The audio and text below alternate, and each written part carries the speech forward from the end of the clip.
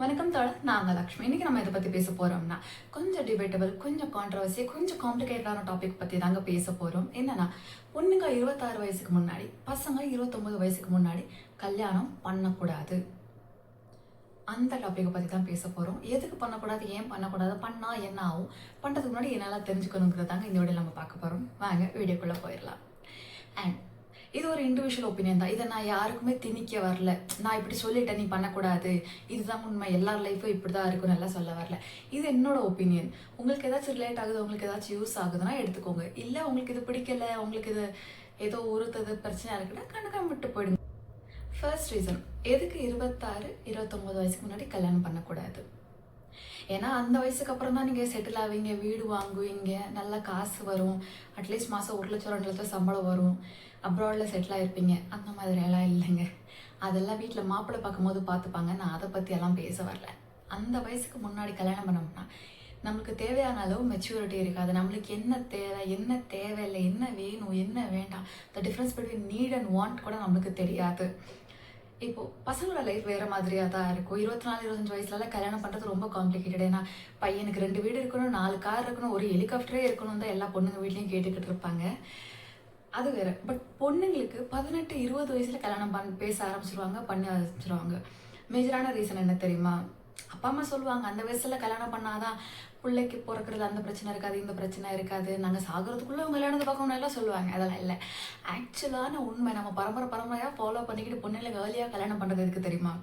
ஒரு வயசுக்கு மேலே போயிட்டாங்கன்னா அவங்களுக்கு மெச்சூரிட்டி வந்துடும். அவங்களுக்கு என்ன தேவைன்னு அவங்களுக்கு தெரிய ஆரம்பிச்சிடும்.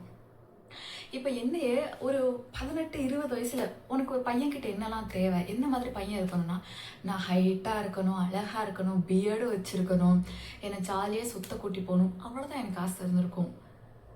இந்த மாதிரி அல்ப ஜல்பமான ஆசை மட்டும் தான் எனக்கு இருந்திருக்கும்.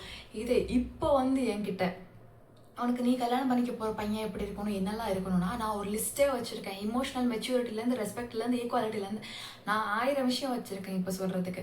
பட் இதே 19 20 வயசில் கேட்டிங்கன்னா எனக்கு ஒன்றும் தெரிஞ்சிருக்காது. கல்யாணம் என்ன, ஒரு ஜாலியான ஈவெண்ட், நல்லா ஜாலியாக ஷாப்பிங் போகலாம், சாப்பிட்லாம், எல்லோரும் நம்மளை ஃபோட்டோ எடுப்பாங்க, நம்ம தான் ஸ்பெஷலான பர்சன், நம்ம லைஃபுக்கு புது ஆளுங்க வந்துருவாங்க, நல்லா ரொமான்டிக்காக சுற்றலாம், ஜாலியாக இருக்கும், நல்லா ஆசை இருக்கும்.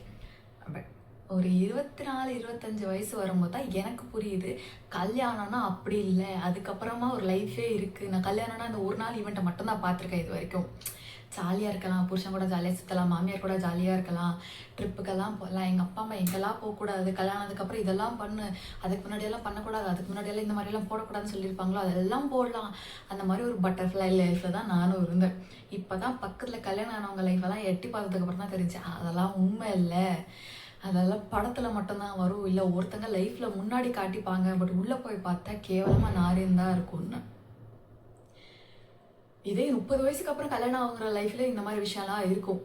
ஒவ்வொருத்தங்க லைஃப் டிஃப்ரெண்ட்டாக தான் இருக்கும். என் லைஃப் ஜாலியாக இருக்கும், உன் லைஃப் ஜாலியாக இருக்கும்னு நான் சொல்ல வரல. பட் அட்லீஸ்ட் கல்யாணங்கிற ஒரு பெரிய விஷயத்துக்குள்ளே போகிறதுக்கு முன்னாடி ஒரு பேசிக்கான விஷயத்தெல்லாம் தெரிஞ்சுக்கோங்க.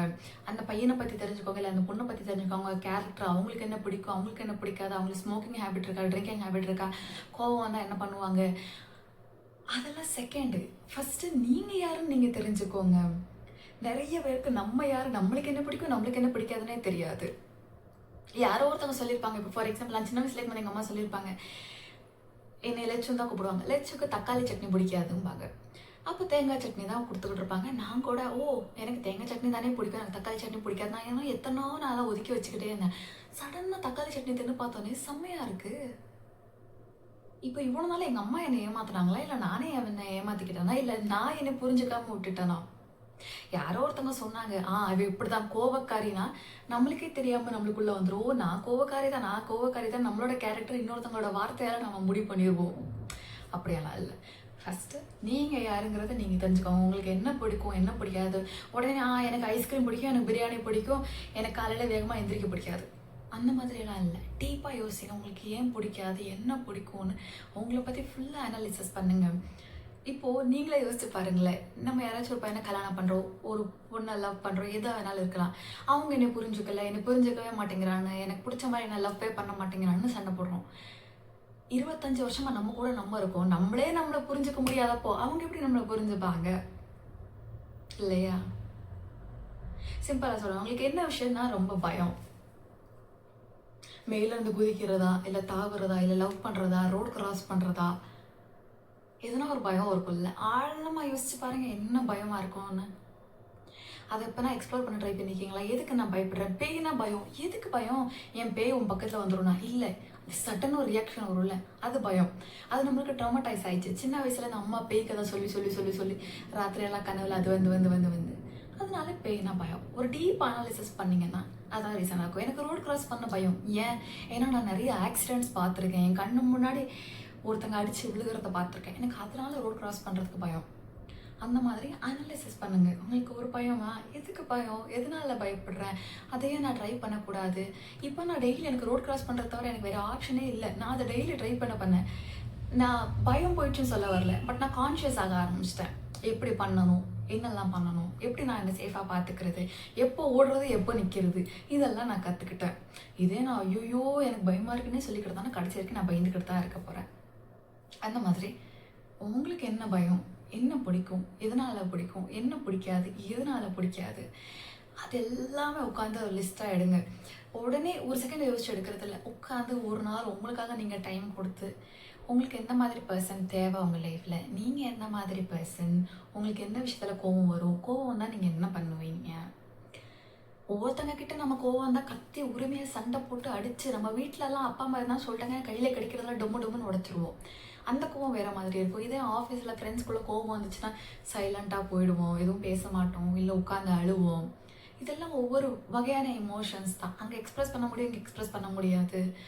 அதெல்லாம் நீங்கள் அப்சர்வ் பண்ணுங்கள், நோட் பண்ணுங்கள். நீங்கள் யார், உங்களுக்கு என்ன பிடிக்குங்கிறத உங்களை பற்றி நீங்கள் தெரிஞ்சுக்குவாங்க. அது ரொம்ப வாஸ்டான டாபிக். இப்போ பார்த்தீங்கன்னா உங்களுக்கு க்ளோஸ் பீப்புள் யாராச்சும் இருந்தாங்கன்னா அவங்களுக்கு என்ன பிடிக்கும்னு தேடி தேடி தேடி அவங்களுக்காக நீங்கள் அவ்வளோ விஷயம் பண்ணியிருப்பீங்க. அவங்களுக்கு அந்த சட்டை நல்லாயிருக்கும், இந்த ட்ரெஸ் நல்லாயிருக்கும், அவங்க அப்படி பேசினா பிடிக்கும், இப்படி பண்ணால் பிடிக்கும்னு மற்றவங்களுக்காக அவ்வளோ எஃபர்ட்ஸ் போட்டிருப்பீங்க. உங்களுக்காக நீங்கள் என்ன பண்ணியிருக்கீங்க? நிறைய சுச்சுவேஷனில் நான் கொடுக்குற சுச்சுவேஷனில் இருந்திருக்கேன், நான் வாங்குகிற சுச்சுவேஷனில் இருந்ததே இல்லை. அதனால தான் நான் என்னை பற்றி புரிஞ்சுக்க ஆரம்பிச்சிட்டேன், எனக்கு நான் கொடுக்க ஆரம்பிச்சிட்டேன். நீங்கள் எப்போ ஆரம்பிக்க போகிறீங்க? உங்களை பற்றி நீங்கள் எப்போ தெரிஞ்சுக்க போகிறீங்க? அண்ட் ஒன் பார்த்திங்க, ஒவ்வொருத்தங்களுக்கு அந்த மெச்சூரிட்டி, அந்த ரியலைசேஷன், அந்த அண்டர்ஸ்டாண்டிங் ஒரு 24-25 வயசுலேயே வந்துடும். அந்த மாதிரி வந்துருச்சுன்னா எப்போ வேணாலும் கல்யாணம் பண்ணிக்கோங்க. பட் ஒவ்வொருத்தங்களுக்கு என்ன மாதிரி ஆளுங்களுக்கு ரொம்ப லேட்டாக வரும். ஏன்னா நான் என்னை பற்றி யோசிக்கிறதெல்லாம் ரொம்ப கம்மி. எனக்கு என்ன பிடிக்கும் கேட்டால் சிம்பிளாக 2 லைனில் நாய் பிடிக்கும், பூனை பிடிக்கும், வரைய பிடிக்கும், நான் முடிச்சிடுவேன். பட் ஒரு அளவுக்கு மேலே தான் நான் ஃபுல்லாக புரிஞ்சுக்க ஆரம்பித்தேன். இன்னும் புரிஞ்சுக்கிட்டு தான் இருக்கேன் எனக்கு என்னென்ன பிடிக்கும், என்னென்ன தேவைங்கிறது.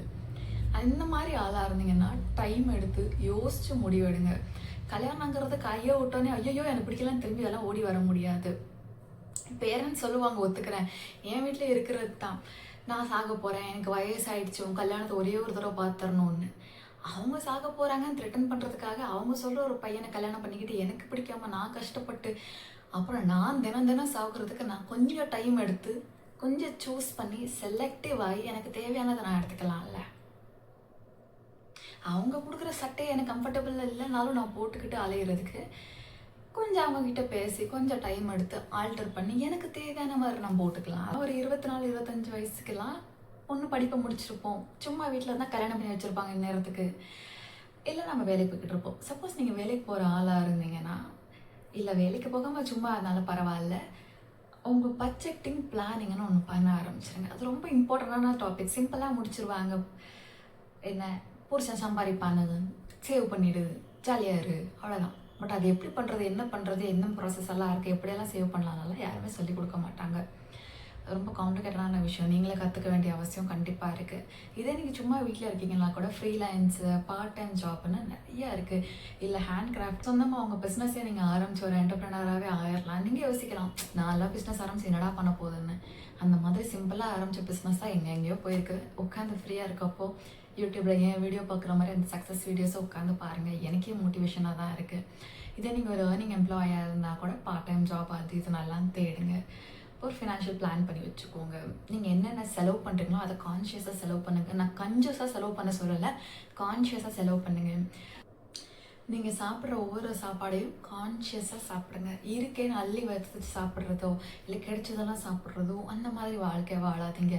சூஸ் பண்ணி செலக்ட் பண்ணி உங்களுக்கு எது சரியாக இருக்கும், உங்களுக்கு எது கரெக்டாக இருக்காது, உங்களுக்கு எது தேவை அதெல்லாம் பார்த்து உங்கள் பட்ஜெட் எப்படி, நீங்கள் எப்படி இந்த மாதத்தை ஃபுல்லாக பிளான் பண்ணியிருக்கீங்கன்னு எல்லாத்தையும் யோசித்து உங்கள் லைஃப்பை என்ஜாய் பண்ணுங்க. வெறும் சேவ் பண்ணுறது, வெறும் அந்த தாட்ஸ்லேயே இருக்கிறது அந்த மாதிரிலாம் இல்லை. லைஃப்பை என்ஜாயும் பண்ணுங்கள், சேவும் பண்ணுங்கள், ஃப்யூச்சரை பற்றி பிளானும் பண்ணுங்கள். உங்களுக்கு மற்ற எஜுகேஷன், மற்ற ஃபினான்ஷியல் பிளான்ஸு, பிஸ்னஸ் எதனா இருந்துச்சுனாலும் அதுக்கும் ஃபோக்கஸ் பண்ணுங்கள்.